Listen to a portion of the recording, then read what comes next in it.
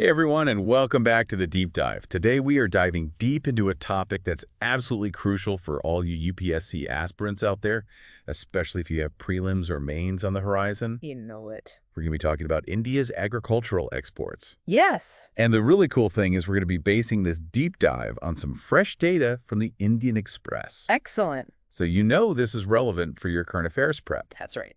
Get ready to uncover some really surprising trends, all right? We're talking about things like shrinking trade surpluses and even India becoming a net importer of certain products. Like, how crazy is that, right? Yeah. It's definitely a dynamic landscape. So let's decode this roller coaster ride of Indian agricultural trade. I think one of the most interesting things is that India's agricultural exports, they are still growing, Okay. but imports are outpacing them. Interesting. And this is leading to a shrinking agricultural trade surplus. I see. A far cry from, way back in 2013-14 when it hit a massive 27.7 billion US dollars. Wow, so that's a huge difference. So what's fueling this shift? Well, I think it's a mix of influences. Global commodity prices, for example, they've been fluctuating like between 2013-14 and 2019-20. Global food prices actually trended downwards, which made India's exports less competitive on the global stage. Right. But then, boom, COVID-19, pandemic, followed by the Russia-Ukraine war, and suddenly prices are skyrocketing. Yeah. This, of course, boosted India's exports. In fact, we hit a record of $53.2 billion in 2022-23. Wow. But even with that record high, the surplus has started to shrink again. So it's not as simple as it seems. No. There's a lot of external factors, like you said, affecting this.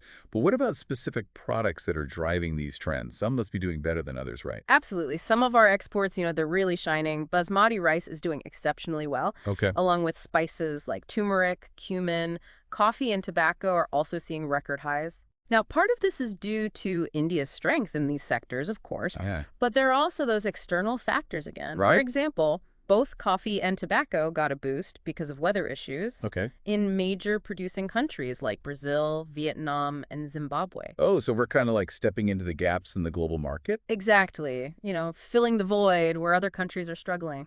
This is where things get really interesting. Oh. Remember how we talked about India becoming a net importer? Yeah. Well, brace yourself, because it's cotton. It is kind of surprising when you think about it, right? India used to be a cotton powerhouse. Right. Like the second largest exporter after the U.S. Now we're a net importer. So what happened? Well, to put it into perspective, exports have plummeted from $4.3 billion back in 2011-12 to just $1.1 billion in 2023-24. So it's a pretty drastic change. It really highlights how complex global trade is. Things like domestic demand and production really can have a huge effect on a country's exports. No doubt about it. It's a constant dance between internal factors and external pressures. Right. So let's flip the coin for a second and talk about imports. What's India bringing in from the global market? Okay, so the big ones in our import basket are edible oils and pulses. Okay. And we're getting these from all over. But a lot of it is coming from the global south. Places like Brazil, China, Mexico, Argentina, Indonesia, those are the major players. So we're seeing a lot of reliance on the global south for those key imports. Definitely. And, those global events we talked about, those play a big role here, too. For instance, because of the Russia-Ukraine war, we're seeing projections for really high edible oil imports in 2024-25. That makes sense. Prices have been all over the place. And here's another thing that stood out in the Indian Express data. Pulse imports are expected to just skyrocket to over $5 billion in 2024-25. And that's a massive jump from the average of $1.7 billion that we saw between, 2018 and 2023. What's behind that sudden surge? Well, the main culprit is a decline in domestic pulses production in 2023-24. It really shows how interconnected things are, Right. Domestic production takes a hit, and we have to rely more on imports, which obviously then affects the overall trade balance. Yeah, it all comes full circle. It does. All right. So we've got this pretty intricate web of factors that are influencing India's agricultural trade. Yeah. Everything from global events to what's happening right here at home with production. But let's shift gears a bit. Where are all these agricultural goods heading? Who are India's main trading partners? Okay, so without a doubt, Asia is the champion. They claim a whopping 58% of India's agricultural exports in 2023. Wow, that's huge. Yeah. Within Asia, China and the UAE are the big players. Okay. Each importing about $3 billion worth of Indian agricultural products. Vietnam is right behind them at $2.6 billion. And looking beyond Asia, the global south as a whole accounts for about 75% of India's agricultural export market.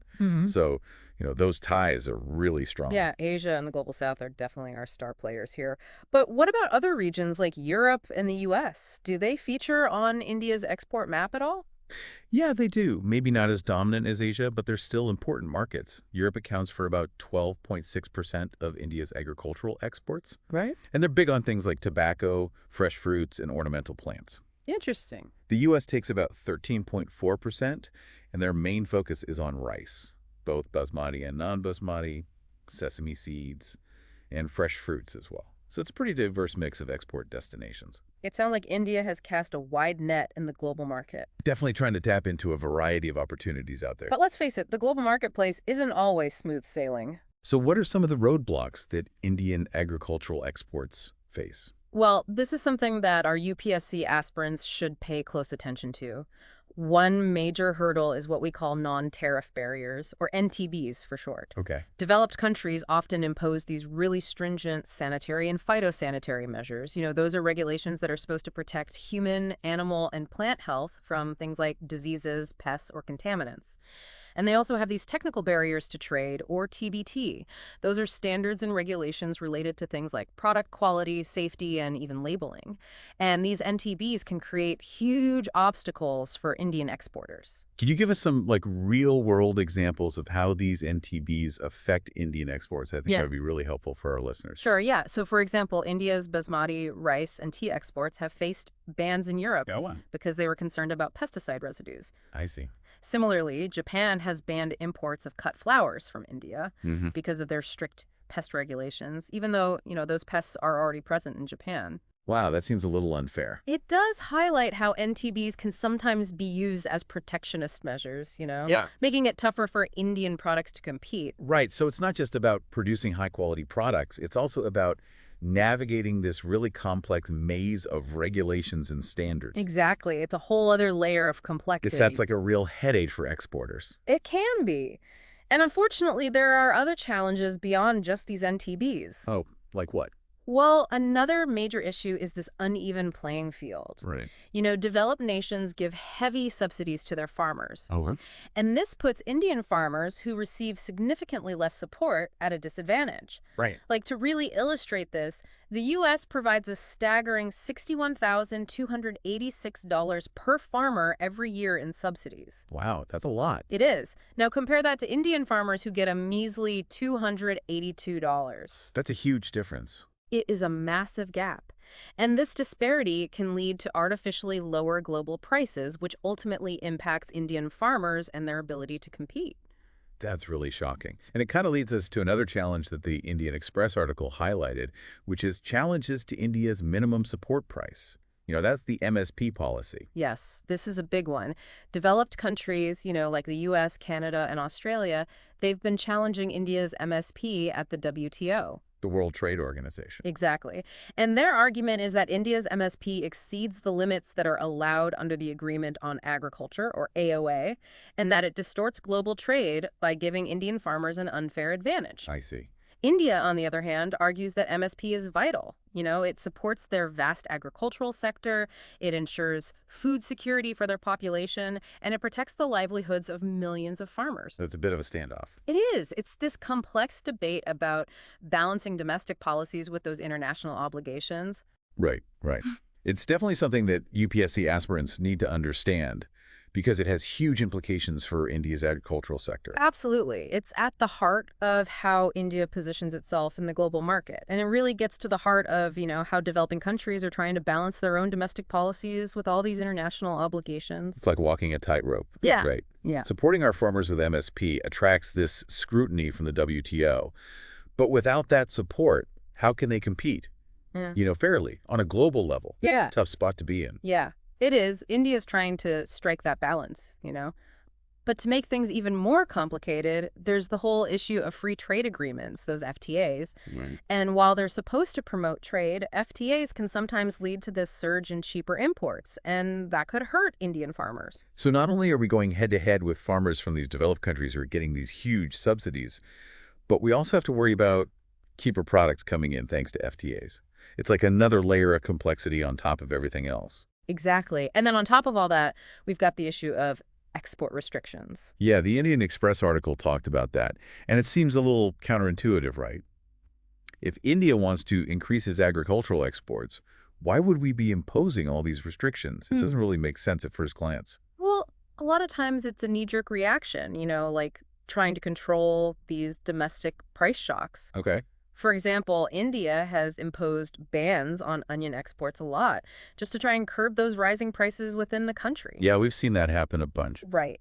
And while that might give some temporary relief to consumers here, it can actually have long-term consequences for India's reputation, as a reliable supplier on the global market. Like take it one step forward, two steps back kind of thing. It can be. It disrupts the supply chains. And then, those countries that are importing from India, they might start thinking twice about relying on us so much, and they might even start looking for other sources. So those export restrictions, they might seem like a quick fix, but they can backfire in the long run. Exactly. This is painting a pretty challenging picture. But there has to be a way forward, right? I mean, what can India do to actually overcome these hurdles and really make the most of its agricultural potential in the global market? There have to be solutions out there. Yeah, I think there's definitely some solutions, and this is where it gets really interesting, because the Indian Express highlights some potential strategies and government initiatives. Oh. One really crucial step is setting up these robust market intelligence units. So what would those do? Well, they would provide real-time data on the international export demand. Interesting. And that way we can guide farmers and exporters towards producing what the global market actually needs. So instead of trying to play catch up all the time, we need to be more proactive and try to anticipate the market trends. Exactly. Knowledge is power. And when it comes to global trade, you got to have the right information at the right time. Right. That makes a lot of sense. What else is on the table? Well, another area with huge potential is leveraging the agri-tech startup ecosystem that's been growing in India. Yeah, I've been hearing more and more about that. But how can startups help to boost agricultural exports? I mean, it seems like a good fit, but I'd love to hear more. Well, startups are all about innovation, efficiency, finding tech-driven solutions. They can help optimize all stages of the agricultural value chain, from improving crop yields to, making that post-harvest management better and streamlining logistics. All of that can make India way more competitive on the global market. It's like combining India's traditional agricultural strength with cutting-edge technology. Exactly. And the government is already getting involved. They've got schemes like the PM formalization of micro food processing enterprises, or PMFME for short. Oh, okay. And that scheme is really encouraging this innovation and entrepreneurship in the food processing industry. So it's definitely moving in the right direction. That sounds promising. Yeah. What else is there? Well, diversification is key. We need to think beyond the usual suspects, like rice, spices, cotton. Wow. We need to explore new products and new markets, places like Africa, Southeast Asia. Oh. Those regions have a growing demand for things like dairy, poultry, fruits, vegetables, and India is in a great position to tap into those markets. So it's about being bold and seizing new opportunities. Exactly. Now, let's circle back to those stringent SPS measures that we talked about, yeah. the ones that the developed countries impose. How can India make sure that its exports actually meet those standards? That sounds like a pretty big obstacle. Well, I think education and awareness are really crucial here. Okay. We need to educate the farmers and all the stakeholders, across that whole agricultural value chain about what the global quality standards are and how to comply with those SPS measures. Okay. This includes training them on the best practices for pest control, residue management, just general hygiene. Yeah. And cooperatives and those farmer producer organizations, the FPOs, they can play a huge role in spreading this knowledge and empowering farmers to meet those international standards. So it's not just about telling farmers to do things differently. It's about giving them the tools and the knowledge that they need to meet those demands. Exactly. And another strategy is developing what we call agroclimatic clusters. Okay. And that involves figuring out which specific regions are best suited for cultivating certain crops. Oh, okay. So by focusing on each region's strengths and optimizing production based on those agroclimatic conditions, India can really enhance productivity and improve the quality of its exports. So it's about playing to our strengths and working with what we've got. And didn't you mention something about technology playing a role here? Yeah, technology is huge. There are initiatives like Microsoft's Project Farm Vibes that are using data and analytics to help farmers make better decisions and optimize their resources. That's interesting. And that could lead to some big improvements in yields. Okay. So what about those export restrictions? What can be done to make sure we have a more stable trade policy? It seems like those sudden shifts in policy are causing a lot of problems. Yeah, they can definitely undermine India's credibility in the global market. What we really need is a clear, consistent, long-term agricultural trade policy that tries to balance those domestic needs with our export ambitions. So more thoughtful and strategic approach. Exactly. And that will help build trust with importing countries and encourage more investment in the agricultural sector. And that will ultimately lead to more sustainable growth in exports. So it's a multifaceted approach. It is. Boosting market intelligence, embracing agri-tech, diversifying products and markets, prioritizing those SPS compliance measures, optimizing production through those agroclimatic clusters, and really trying to establish a consistent trade policy. It sounds like, a roadmap for how India can become a real powerhouse in global agricultural trade. Yeah, it's about leveraging India's strengths and addressing those weaknesses strategically. And for our UPSC aspirants out there, this deep dive into India's agricultural export landscape is really essential. It is. It's a sector that's always changing, and it's important to understand those nuances. And it's not just about memorizing facts and figures, it's about understanding how everything's connected. The global trade, the domestic policies, all the technological advancements. Right. It's about seeing the big picture. And let's not forget, the people behind all these statistics. There are millions of Indian farmers who depend on the success of agricultural exports. Their hard work, their innovation, their resilience, that's really driving this whole sector forward. Yeah, it's more than just numbers. It's about people's livelihoods. Absolutely. Right. So as we wrap up this deep dive, we want to leave you with a thought-provoking question. How can India, with this rich agricultural heritage and all this potential, how can we overcome these challenges and really become a leader in global agricultural trade? Yeah, it's a question worth thinking about. The future of India's agricultural sector, and really its economy as a whole, kind of depends on finding those right answers. And remember, this is an ongoing conversation. We'd love for you to share your thoughts, any insights, questions that you might have in the comments below. Yeah, we love hearing from you guys. It helps us shape future episodes. And a big thank you to the Indian Express for providing that insightful data that we used today. Definitely check out their coverage if you want to learn more. Yeah, they've got some really in-depth stuff. It was a pleasure diving deep with you today. Likewise. And to all our listeners, don't forget to hit that like button if you found this helpful, and subscribe to our channel for more deep dives. We've got a lot more coming your way, so stay tuned. Yeah, we do. Until next time, happy learning, and best of luck with your preparations. Good luck, everyone. Signing off. Ah. Yeah, it really is a multifaceted challenge and opportunity.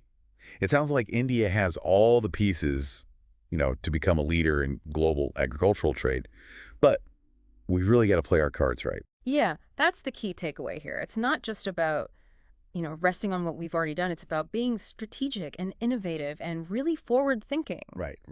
And for those UPSC aspirants out there, I really can't stress enough how important it is to understand all these nuances. Yeah. I bet you're going to see questions about India's agricultural exports and trade policies and all the challenges, all the opportunities in this sector. It's going to pop up on your exams. Absolutely. This isn't just about memorizing a bunch of facts. It's about understanding how everything is connected. Yeah. The global dynamics, the domestic policies, the technology, it's all connected. It's about understanding the why behind the what. Right. And it always helps to have real-world examples. Oh, for sure. If you can illustrate your answers with those concrete examples from recent events, like the ones we talked about today, that can really elevate your responses. Absolutely. You got to impress those examiners. Now, before we wrap up, I want to remind everyone to hit that like button if you found this deep dive helpful. Yeah, please do. It really helps us out. It does. And don't forget to subscribe to our channel for more deep dives into all sorts of topics. We've got so much more in store for you, so stay tuned. And if you have any questions, thoughts, anything you want to share, drop them in the comments section below. Yeah, we love hearing from you guys. We really do. It helps us, plan for future episodes and keep the conversation going. Absolutely. All right. So, until next time, happy learning and best of luck with your preparations. Best of luck, everyone. Signing off for now.